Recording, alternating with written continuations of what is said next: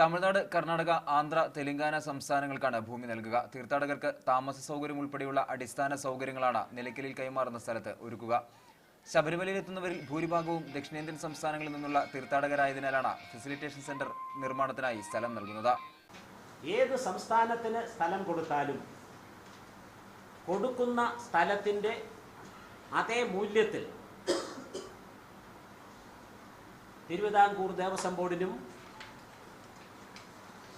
അവരുടെ സംസ്ഥാനത്തെ പ്രധാന ദേവാലയവുമായി ബന്ധപ്പെട്ട് അതേ വ്യവസ്ഥയിൽ സ്ഥലം ലഭിക്കണം. കർണാടകയിലെ മൂകാംബിക, തമിഴ്നാട്ടിൽ പഴനി അല്ലെങ്കിൽ രാമേശ്വരം, ആന്ധ്രയിലെ തിരുപ്പതി, തെലങ്കാനയിലെ ഭദ്രാചലം എന്നിവിടങ്ങളിൽ തിരുവിതാംകൂർ ദേവസ്വം ബോർഡിന് വസ്തു ലഭ്യമാക്കണമെന്നാണ് മുഖ്യ വ്യവസ്ഥ. ശബരിമലയെ അന്തർദേശീയ തീർത്ഥാടന കേന്ദ്രമാക്കി മാറ്റുന്നതിന്റെ ഭാഗമായി നടത്തുന്ന പമ്പാ സംഗമത്തിലേക്ക് 5 സംസ്ഥാനങ്ങളിലെ മുഖ്യമന്ത്രിമാരെ ക്ഷണിച്ചിട്ടുണ്ട്. മുഖ്യമന്ത്രി ഉമ്മൻചാണ്ടി നേരിട്ടാണ് ചടങ്ങിലേക്ക് ക്ഷണിച്ചിട്ടുള്ളത്. ജനുവരി ആദ്യവാരത്തിലാണ് പമ്പാ സംഗമം നടക്കുക. മീഡിയ 1 സന്നിധാനം.